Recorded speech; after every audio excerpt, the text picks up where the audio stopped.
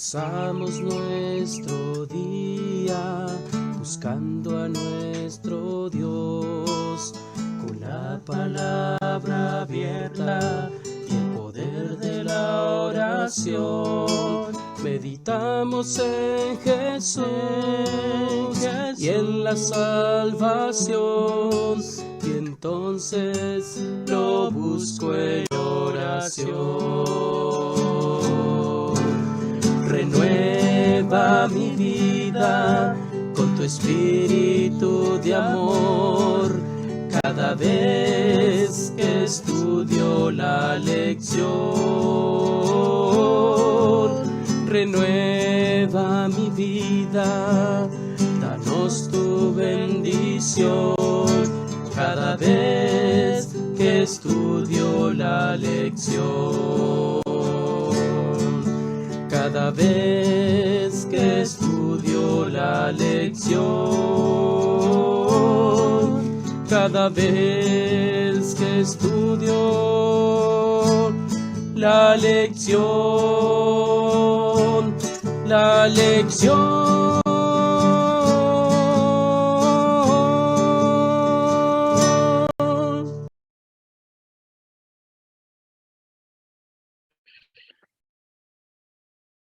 Buenos días, queridos hermanos, queridos amigos. Nuevamente estamos aquí una mañana más para iniciar el estudio de la lección de esta mañana, que tiene como título No os dejéis llevar de doctrinas diversas y extrañas.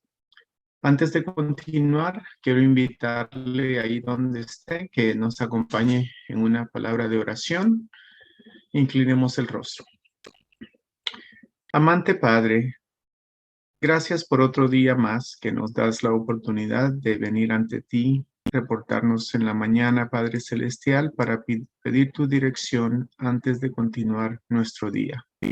Esta mañana, Padre Celestial, prepara nuestro corazón para escuchar la lección de esta mañana, que proviene de tu palabra, específicamente del libro de Hebreos, y ayúdanos a que podamos captar el mensaje para nosotros. Padre Celestial, permite que tu Santo Espíritu sea nuestro maestro y que nosotros seamos alumnos aplicados, listos para escuchar y aprender de tu palabra. Guíanos hoy y siempre, te lo pedimos en Cristo Jesús. Amén.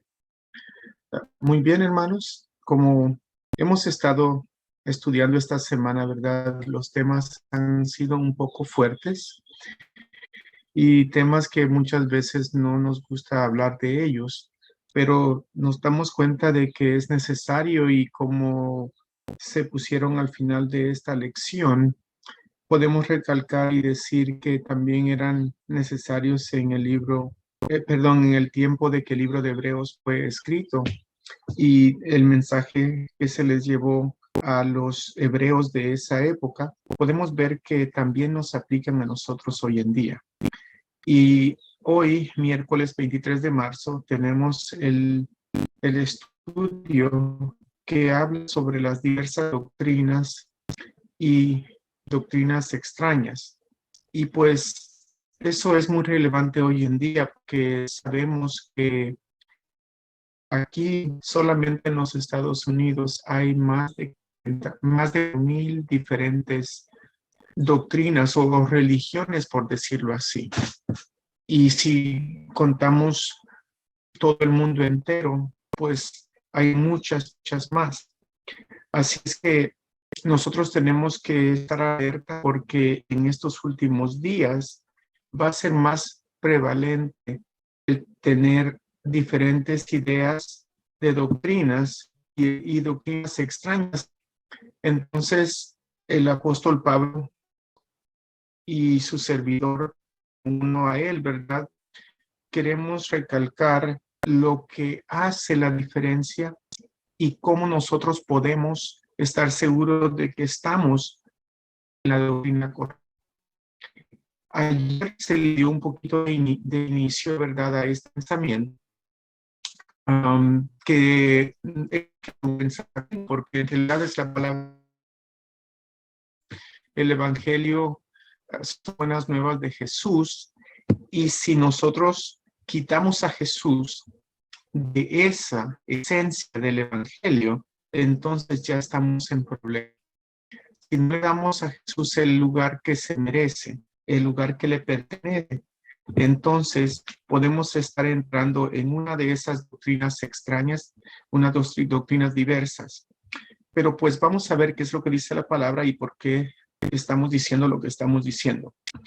Primero les voy a llevar a Hebreos 13:9, que es de donde empieza el estudio de hoy. Dice Hebreos 13:9, no os dejéis llevar de doctrinas diversas y extrañas, porque buena cosa es afirmar el corazón con la gracia, no con viandas, que nunca aprovecharon a los que se han ocupado de ellas.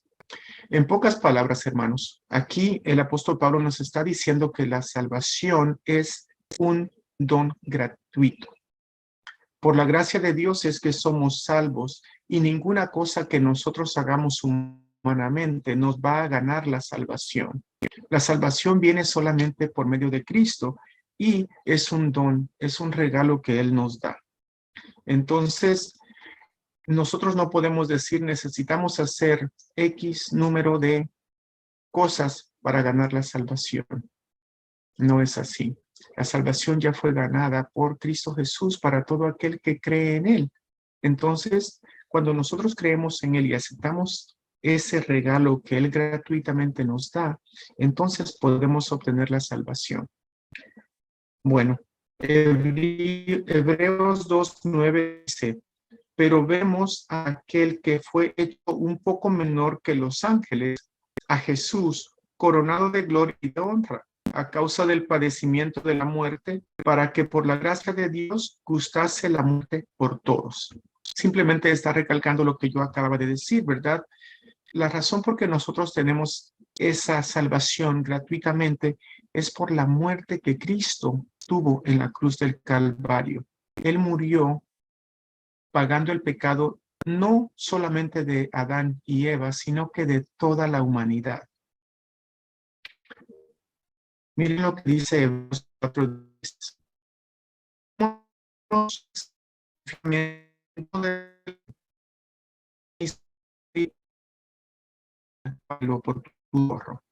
Solamente por Cristo es que nosotros tenemos acceso a Dios Padre.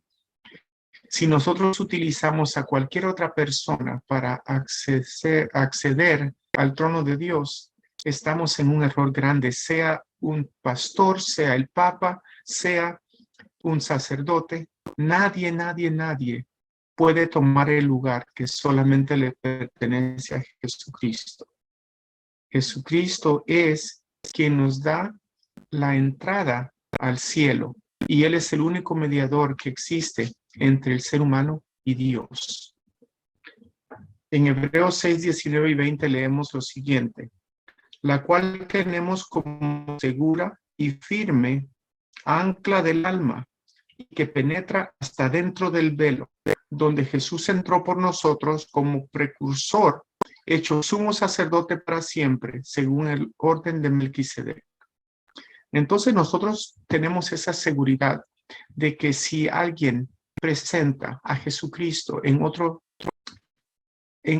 nivel que el que se presenta en la palabra de Dios, estamos entrando en una doctrina extraña, una doctrina que no va de acuerdo a el Evangelio eterno. Cristo es el todo de la Biblia y Él es el único que nos puede dar acceso al Padre y sin Cristo la salvación no existe. Así es que tenemos que tener eso muy presente y muy grabado en nuestro corazón y en nuestra mente para que no podamos ser influenciados en esas extrañas doctrinas. Miren lo que dice el autor de la lección. Después de leer esos textos, tiene un párrafo que dice lo siguiente. La relación entre las enseñanzas falsas y los alimentos abordada en Hebreos 13:9 probablemente no se refería a la distinción entre alimentos limpios e inmundos. ¿Por qué? Y aquí empieza a explicar por qué. O sea que Cuando usamos la Biblia tenemos que tener mucho cuidado porque muchas veces nosotros sacamos el mensaje que está escrito en la palabra fuera de contexto, queriéndole dar significado que no fue el propósito principal para llevarlo a cabo. Así como cuando leemos pues el pasaje que dice que el apóstol Pablo estaba teniendo un sueño cuando tenía hambre y bajó un lienzo del cielo y que la voz del cielo le decía mate y come y pues lo que se veían eran animales inmundos.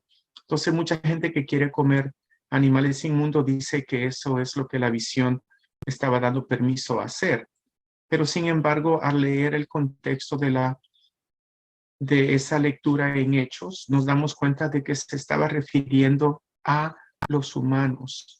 Dios no quería que consideraran inmundos a nadie porque son creación de Él, porque en ese tiempo los judíos se creían superior a todas las otras razas. Entonces, si las personas no eran judíos, por ende eran inmundos.